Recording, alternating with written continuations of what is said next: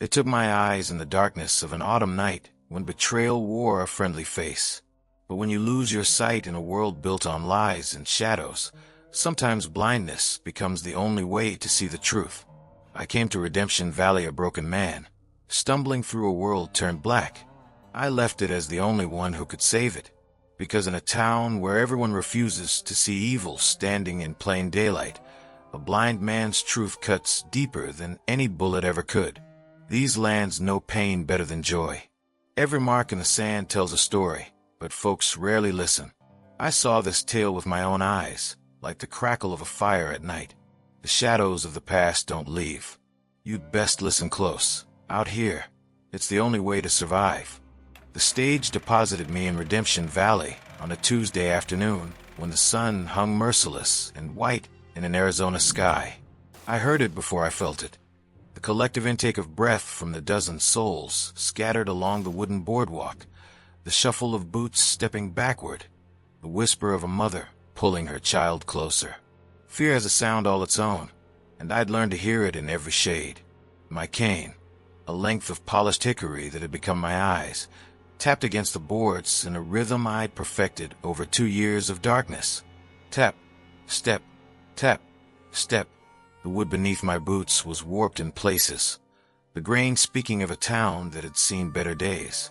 I could smell it too, dust and desperation, the metallic tang of a blacksmith's forge, the sour notes of whiskey from the saloon, and underneath it all, something else, something rotten that no amount of desert wind could blow away.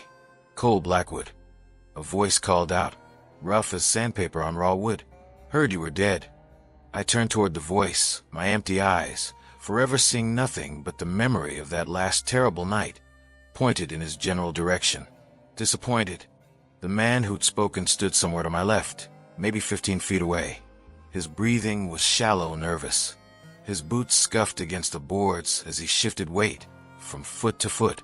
Behind him, I counted at least 6 others, their presence marked by the creak of leather, the soft jingle of spurs, the smell of gun oil and sweat. Just surprised is all. Another voice, this one higher, younger, figured a blind man wouldn't last long on the trail. I've lasted longer than most men with perfect sight. I smiled, though there was no warmth in it. Funny thing about darkness, once you stop fighting it, you start seeing things others miss. My statement hung in the hot air like a challenge. I heard a woman's sharp intake of breath from somewhere behind me, the creak of a rocking chair on what must have been the hotel porch, the distant whinny of horses at delivery. Redemption Valley was painting itself in sounds and smells, building a map in my mind more detailed than sight had ever provided. I come here following a rumor, the kind desperate men cling to when they've got nothing else. Word of a town that needed help, though the telegram had been cryptic. Corruption runs deep. Need a man who can't be bought. Town dying. Come if you're Cole Blackwood. Come if you're still the man you were. I wasn't that man anymore. The Cole Blackwood who'd been a legend with the 6-shooter was gone, buried the same night my eyes had been destroyed. But I was something different now. Something that might be better, or might just be more desperate to prove I wasn't finished. A child's scream shattered the afternoon calm. My head snapped toward the sound south, toward what I'd mapped as the main street leading out of town. The scream cut off suddenly, replaced by something worse. The thunder of hooves, panicked and out of control. The rattle of a wagon careening wildly, wheels striking rocks. "Run away," someone shouted.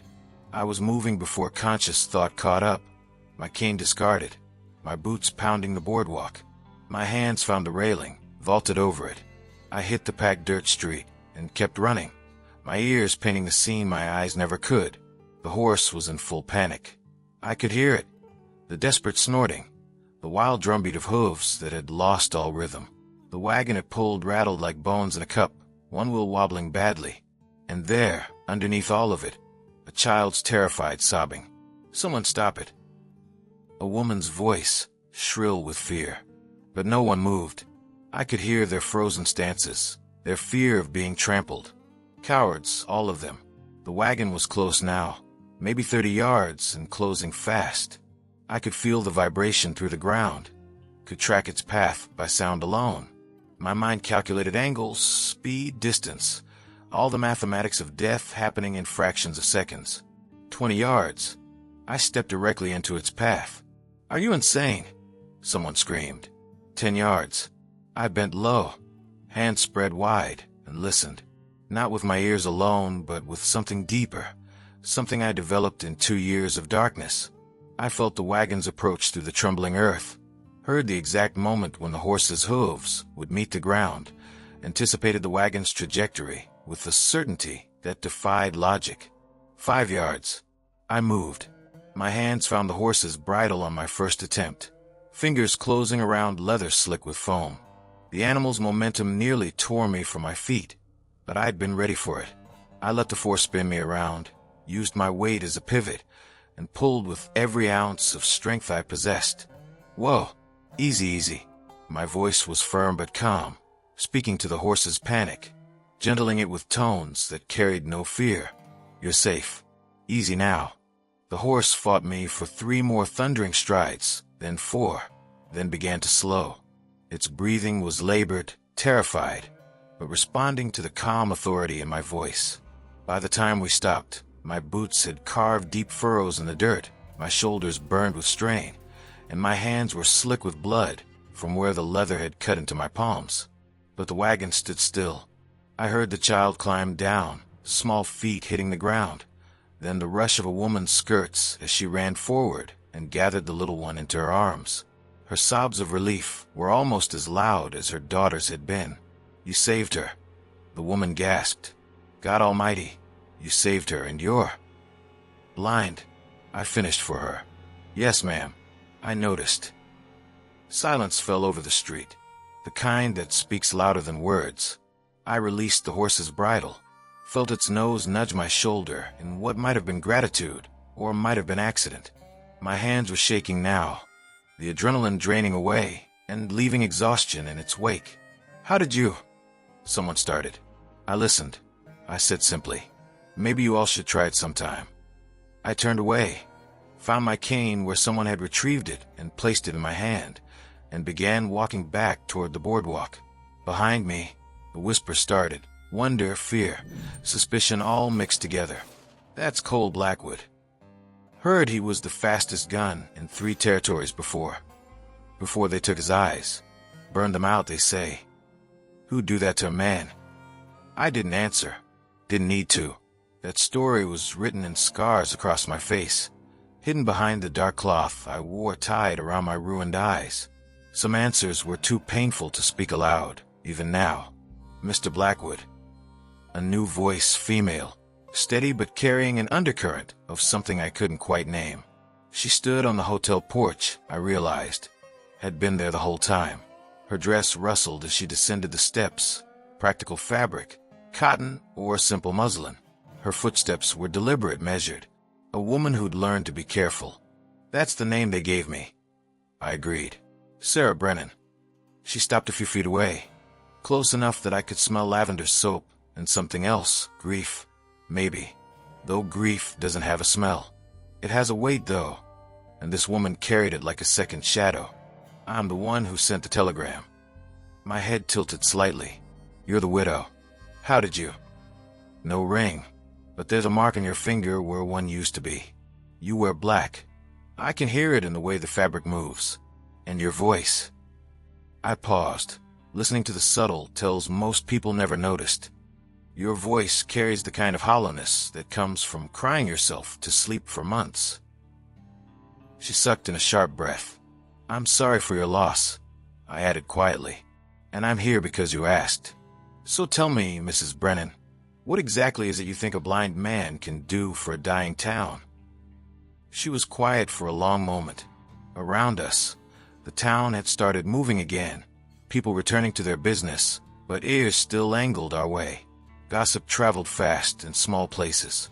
"I think," she said finally, her voice dropping to barely above a whisper, "that a blind man might be the only one who can see what everyone else is too afraid to look at." Sarah Brennan's parlor smelled of old wood and fresh bread, a widow's attempt to fill empty spaces with the rituals of daily life. I sat in a chair that creaked under my weight, my cane leaning against my knee, while she poured coffee with hands that shook just slightly. "My husband Jacob," she began, and I heard her settle into the chair across from me. "He died 6 months ago. They called it an accident." "But you don't believe that?" It wasn't a question. No, the word was flat certain. Jacob was careful. He'd worked the mines for 15 years, knew every shaft and tunnel better than he knew our house. He wouldn't have gone into the old Mitchell section alone, and he certainly wouldn't have done it without checking for gas pockets first. I sipped the coffee.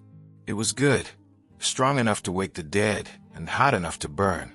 "Tell me about the sheriff." A long pause. When she spoke again, her voice had changed, hardened with something dark. "Clayton Maddox. He came to Redemption Valley 5 years ago with a silver tongue and a ready smile. Within a year, he'd been elected sheriff. Within 2, he owned half the businesses in town." "Let me guess," I said. "The mine is one of them." "How did you?" "Pattern recognition, Mrs. Brennan.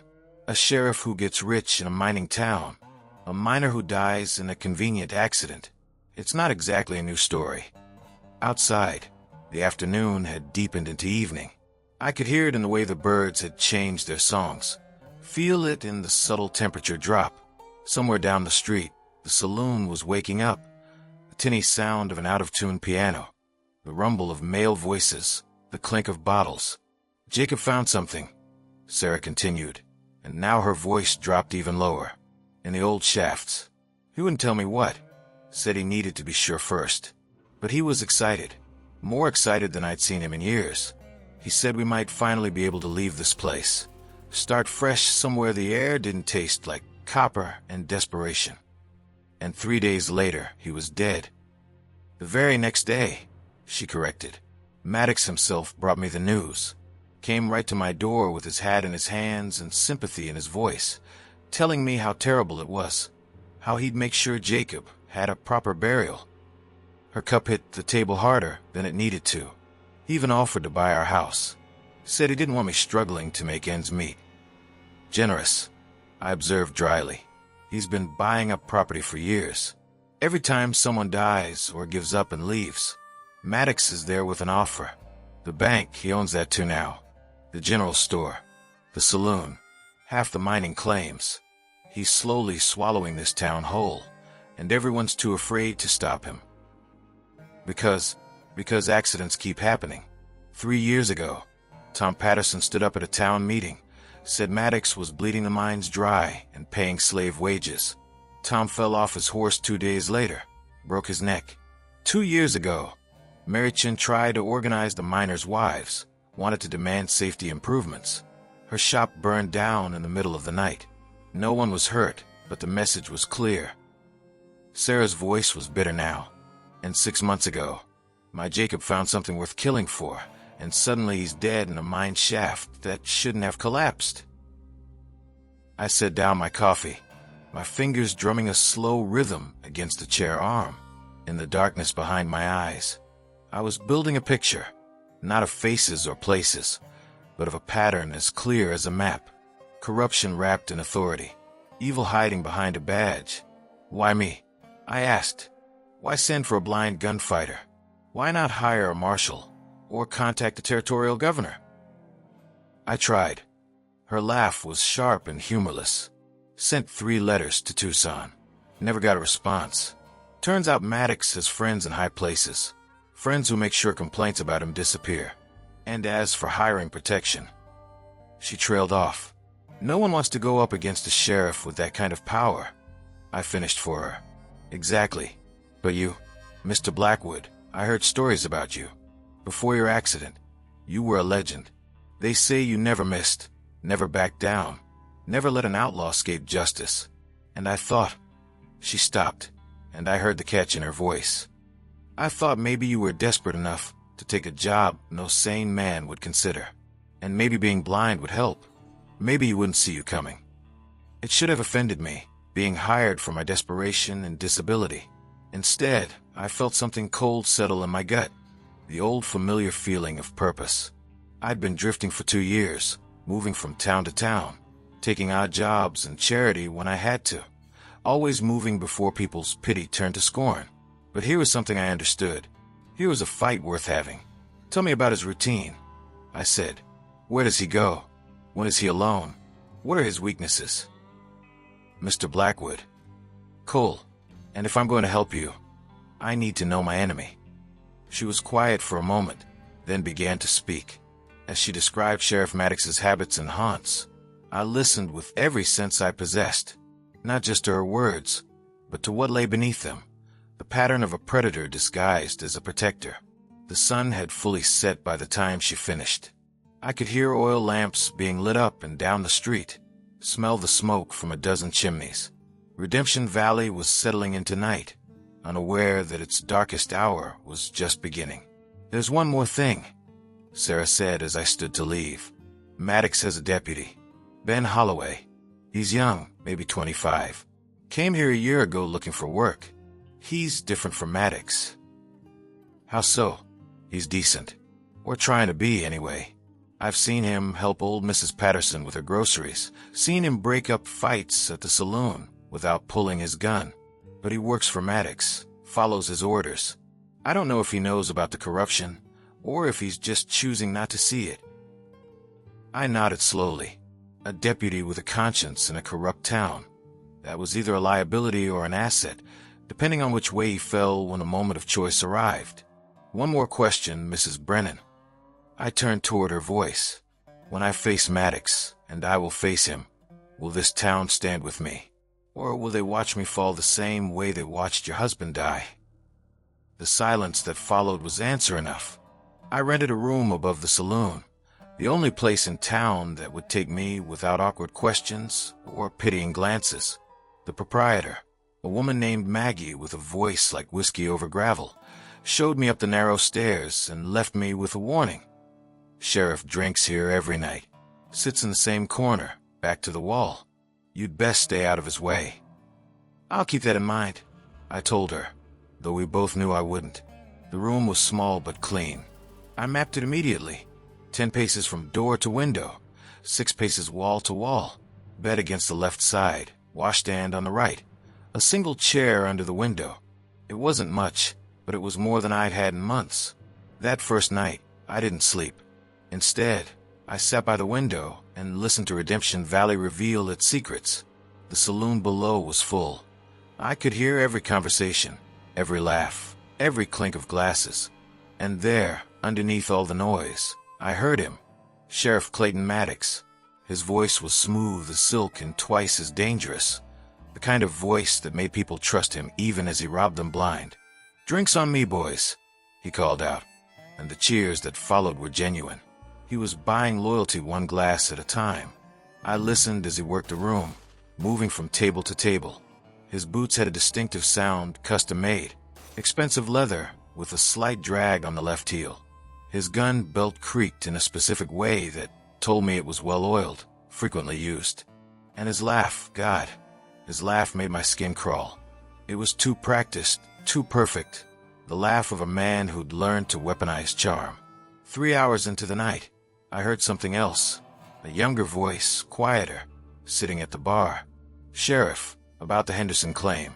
I was reviewing the paperwork, and the accident report doesn't match the—" "Not here, Ben."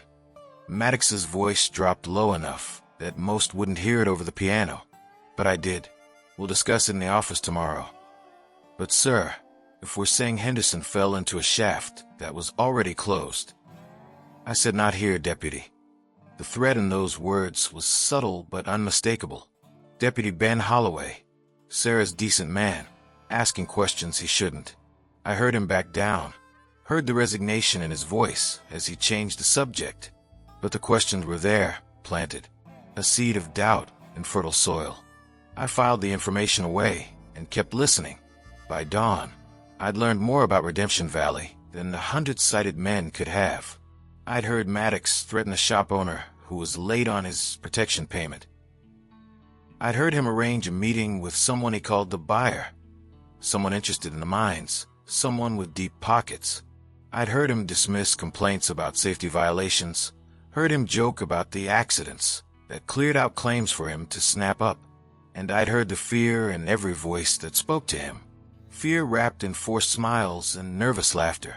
When the sun rose, I knew by the warmth on my face and the change in birdsong. I left my room and made my way through town. My cane tapped a steady rhythm as I mapped the streets more thoroughly. The bank, the general store, the assay office, the mine entrances scattered in the hills beyond town. Every detail mattered. Every sound and smell added to the picture building in my mind. Mr. Blackwood. I stopped at the voice, young, male, nervous. The same voice from last night. Deputy Holloway. Deputy. I acknowledged. I wanted to that as I. He struggled with the words. That was impressive yesterday. With the runaway horse. I've never seen anyone move like that. Especially someone who can't see. I smiled faintly. Most people assume blindness means helplessness, Deputy. It just means I pay attention to things they don't. Yes, sir. I can see that. A pause. Can I ask you something? Why did you come to Redemption Valley? This isn't exactly a welcoming place for strangers. Maybe that's why I came. Unwelcoming places usually have something worth hiding. I heard his sharp intake of breath. Smart boy. He knew exactly what I meant. Mr. Blackwood, I don't know what you've heard, but I hear everything, Deputy. That's the curse and blessing of being blind. You can't close your ears the way you close your eyes. Another pause, longer this time. When he spoke again, his voice was barely a whisper. If you're looking for trouble here, you're going to find it, and it's going to get you killed. Is that a warning or a threat? Neither. It's the truth. His boots scuffed the boardwalk. I've seen what happens to people who ask too many questions in this town. I've seen the graves fill up. Whatever you think you're going to do, whatever Sarah Brennan told you. Mrs. Brennan simply invited me to visit her town. I said carefully. What I choose to do here is my own business. Then choose carefully. His voice hardened slightly. Because Sheriff Maddox doesn't tolerate threats to his authority. And a blind gunfighter, no matter how legendary he used to be, isn't going to change that. He walked away before I could respond. But I heard the conflict in his voice, the war between duty and conscience. Deputy Ben Holloway was a good man trapped in a bad situation. The question was whether he'd be an ally or an obstacle when the moment came. That night, I went to the mines. The old Mitchell section where Jacob Brennan had died was sealed with boards and warning signs. I could smell the age of it. Old timber, stale air, the lingering scent of copper and sulfur. My hands traced the boards, feeling for recent disturbance. There, fresh nails, driven in hastily.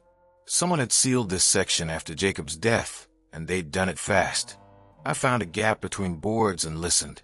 Deep underground, I could hear water dripping, the creak of old timbers settling, and something else, something that didn't belong. A metallic scraping, rhythmic and deliberate. Someone was down there, working in the dark. I was about to investigate further when I heard footsteps approaching. 2 men, heavy boots, talking in low voices. Sheriff wants this whole area watched. No one goes in, no one comes out. Waste of time, if you ask me. There's nothing down there but bad air and broken dreams. Then why is he paying us double to guard it? Good question. I pressed myself against the rock face, controlling my breathing, becoming invisible in the only way I could, by absolute stillness and silence. The men passed within 5 feet of me, never knowing I was there. When their footsteps faded, I smiled grimly. Being blind in the darkness meant everyone else was just as handicapped as I was. Maybe more so.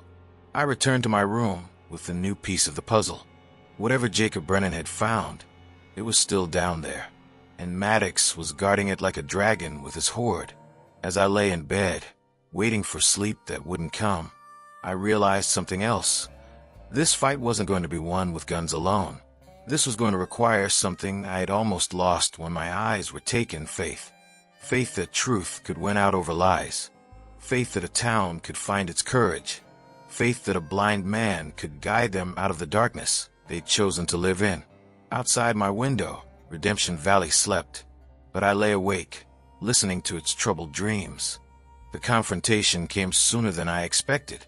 3 days after my visit to the mines, Sheriff Maddox decided he'd had enough of my presence in his town. He walked into the saloon at noon, an unusual time for him, which meant this was deliberate. The conversations died as he entered, replaced by a nervous silence that tasted like copper on the tongue. Cole Blackwood, his voice carried across the room, smooth and deadly. Word is you've been asking questions, poking around places you shouldn't. I sat at a corner table, my back to the wall the same way he always positioned himself. I'd learned his habits, anticipated this moment. My coffee sat cooling in front of me. My cane leaned casually against my chair. I didn't turn toward his voice, didn't give him the satisfaction. I ask questions everywhere I go, Sheriff. It's how blind men learn about the world. Is that so? His boots struck the wooden floor as he approached, each step measured and threatening. And what exactly have you learned about my town? Your town.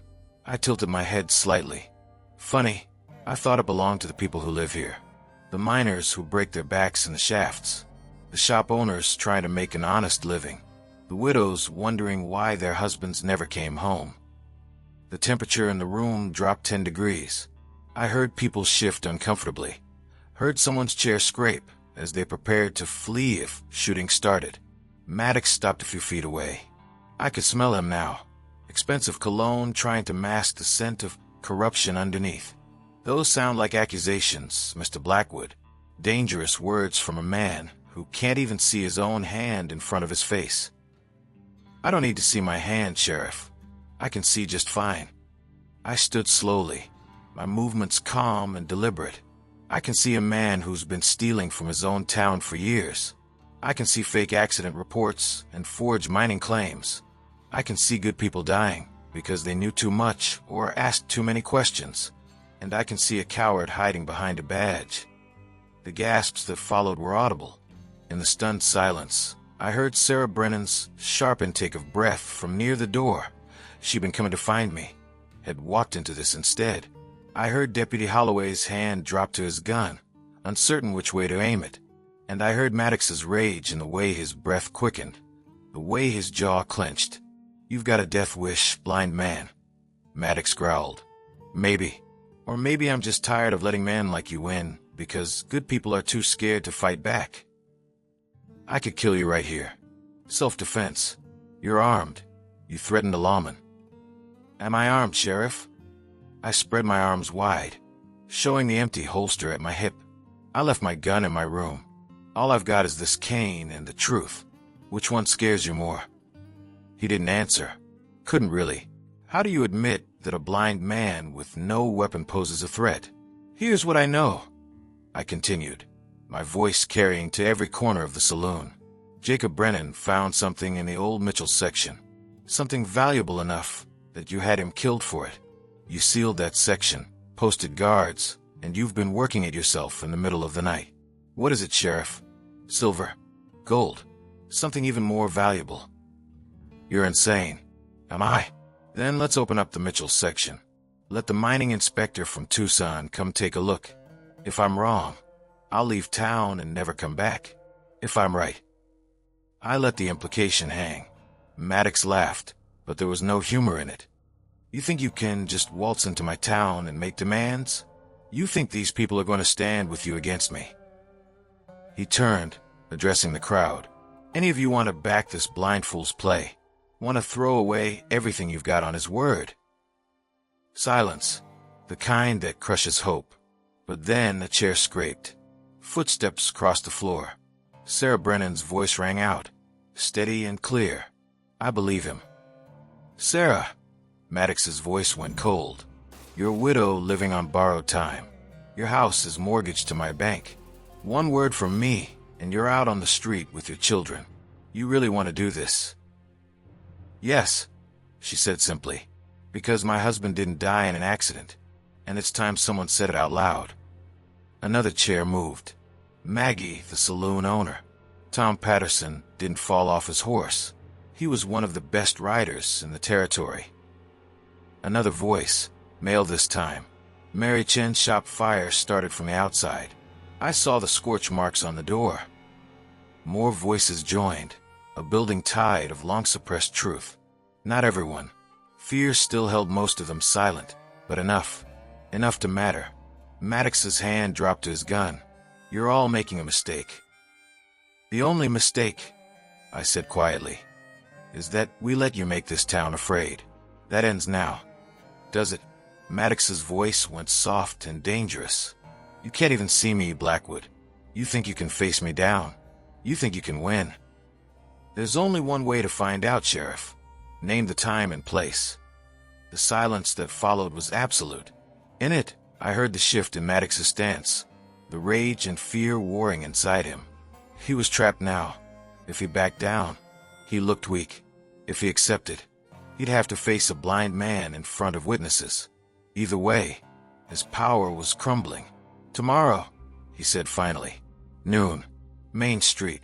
We settle this the old way." Agreed. I sat back down, picked up my coffee. It was cold now, but I sipped it anyway. "I'll be there." Maddox stormed out, his boots striking the floor like gunshots. The saloon erupted into chaos the moment he was gone. Voices raised in fear, excitement, disbelief. Deputy Holloway approached my table. "Mr. Blackwood, you just challenged a sheriff to a duel. That's illegal. And even if it wasn't, you're blind. He's one of the fastest draws in the territory." "I know what I am, Deputy." I set down my cup. "The question is, do you know what you are? When tomorrow comes, will you stand with justice or with a badge that's been corrupted? Because you can't do both." He didn't answer, just stood there, the weight of the choice pressing down on him like a physical thing. Sarah sat down across from me after he left. "Cole, you don't have to do this. We can find another way." "There's no other way. You know as well as I do. Men like Maddox don't give up power peacefully. This town needs to see that he can be beaten, and they need to know that being blind doesn't mean being helpless." I smiled slightly. "Besides, I haven't been in a good gunfight in 2 years. I'm curious to see if I still have it." "That's not funny. It's not meant to be." I stood, found my cane. "Tomorrow at noon, Mrs. Brennan. That's when Redemption Valley either lives up to its name or proves it was always just a pretty lie." I walked out into the sunlight I couldn't see, leaving behind a town that was finally waking up to the nightmare it had been living in. Noon came with a clarity that felt like the world holding its breath. I stood in the middle of the main street, my boots planted in dirt that had seen too much blood, my fingers loose and ready. The gun at my hip, cleaned and loaded for the first time in 2 years, felt like both a homecoming and a betrayal. The entire town had gathered. I could hear them on both sides of the street, pressed against storefronts and hiding behind windows, their collective fear and hope creating a tension so thick I could taste it. Children had been sent inside, but I heard their whispers from upper windows. This was history happening, and even the youngest knew it. Sheriff Maddox stood 50 paces away. I couldn't see him, but I didn't need to. I could hear his breathing, steady and confident. I could hear the creak of his gun belt as he shifted weight. I could smell his cologne and the gun oil he'd freshly applied to his weapon. He was ready for this. He wanted it. "Last chance to walk away, Blackwood." His voice carried across the distance. "Leave town. Forget whatever foolish ideas Sarah Brennan put in your head, and I'll let you live." "I'm blind, Sheriff. Not stupid." I smiled. "And I'm not the one who should be worried." He laughed. It echoed off the buildings, harsh and cruel. "You're standing in the middle of the street, facing a man with perfect aim, and you think I should be worried? You really have lost your mind along with your eyes." "Maybe. Or maybe you're about to learn what every coward eventually learns, that the darkness comes for all of us in the end. I've just learned to live in it better than most." "Enough talk." His voice went flat. "On 3. 1. Wait." Deputy Holloway's voice cut through the tension. I heard his boots on the boardwalk, heard him step into the street. "Sheriff, this is murder. You know he can't see you. There's no honor in this." "Stay out of this, Ben. That's an order." "I can't do that, sir." The conflict in the young deputy's voice was painful to hear. I became a lawman to protect people, not to watch them be executed in the street. Then turn in your badge and get out of my way. Silence. Then the metallic clink of a badge hitting the dirt. Ben Holloway had made his choice. Fool, Maddox spat. You're all fools. When this is over, every one of you who stood against me will regret it. We already regret standing with you, Sarah's voice called out. At least now we're doing something about it. Maddox snarled.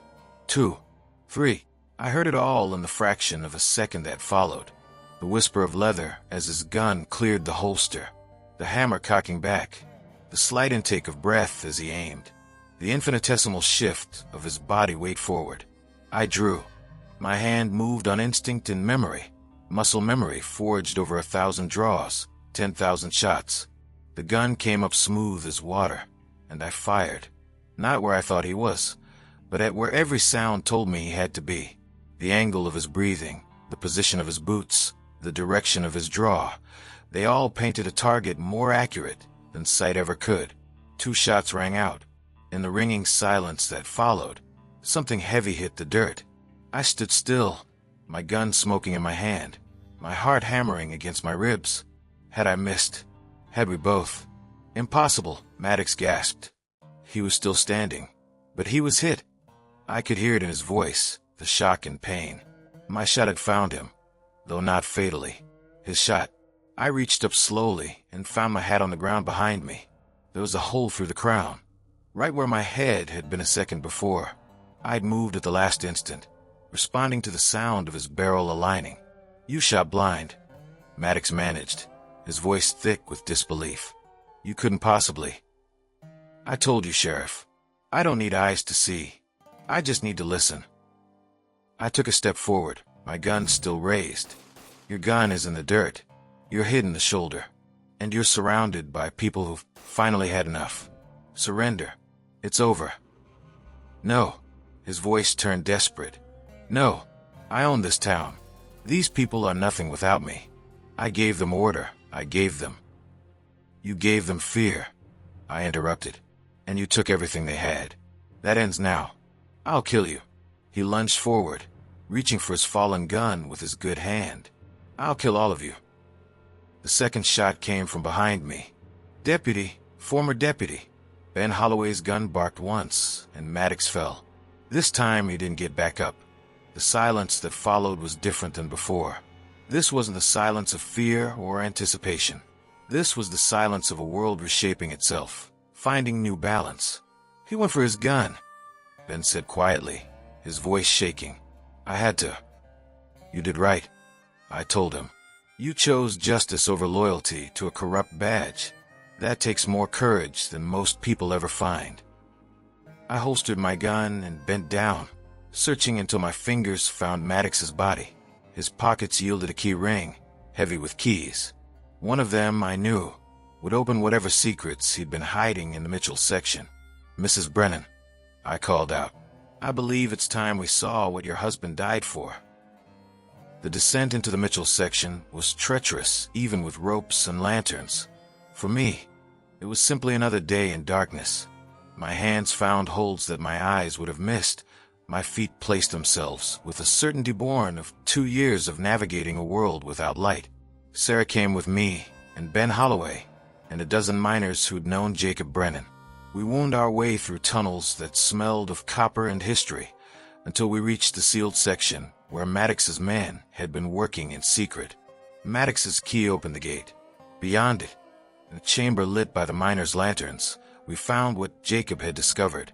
Gold, Sarah breathed. God in heaven, that's a fortune. One of the miners finished. That's a vein bigger than anything we've found in 20 years.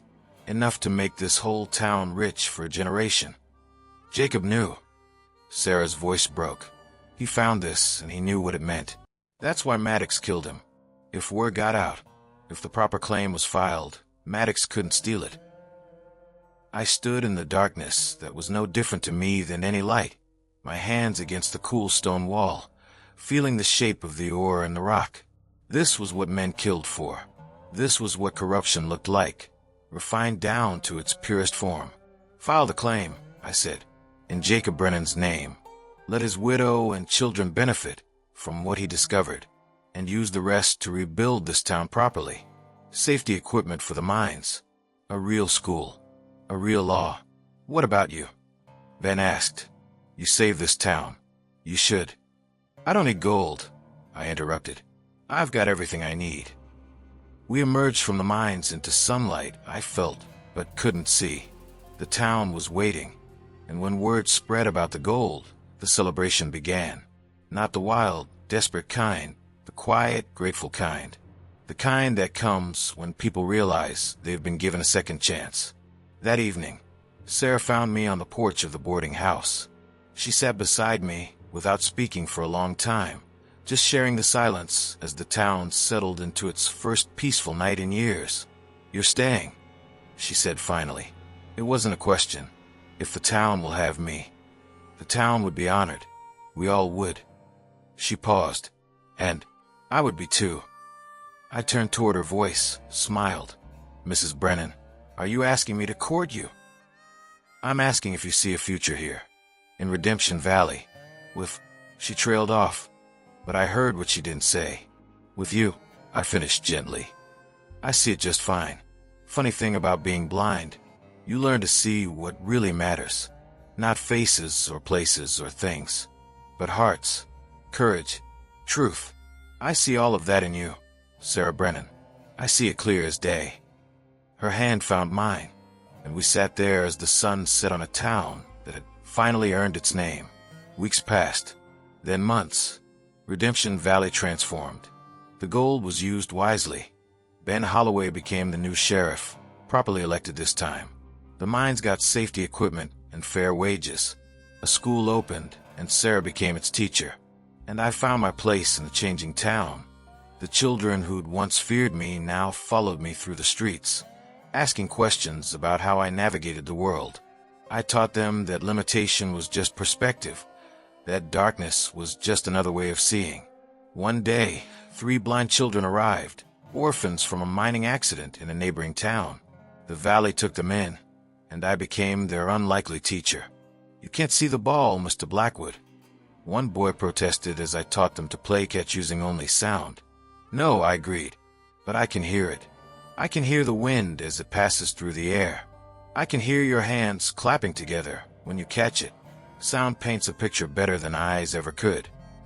They learned, not just to navigate blindness, but to understand that what they'd lost wasn't the end. It was just a different beginning. Sarah and I married in the spring. The whole town came to the ceremony, and when the preacher asked if I could see my bride, I answered honestly, I see her more clearly than anyone, because I could hear the joy in her voice, feel the happiness radiating from her like heat from the sun. I could sense the way the whole town had changed, had chosen courage over fear, truth over lies. Redemption Valley had earned its name, and I, Cole Blackwood, the blind gunman who'd come here broken and desperate, had found something more valuable than gold. I found purpose. I found home. I'd found proof that the darkness we fear is never as powerful as the light we choose to bring into it. In the evenings, I sat on my porch with Sarah beside me and the children playing in the street, their laughter echoing off buildings that had once known only fear. And though my eyes saw nothing but endless black, my heart saw everything that mattered. Some men measure sight by the clarity of their vision. I'd learned to measure it by the depth of their understanding. And in that, I'd finally become the man I was always meant to be. Not despite my blindness, but because of it. The sun set over Redemption Valley, painting the sky in colors I'd never see again. But I felt its warmth. I heard the town settling into contentment, and I knew, with absolute certainty, that sometimes losing your sight is the only way to finally see the truth. See you around, my friend. I've got another story for you.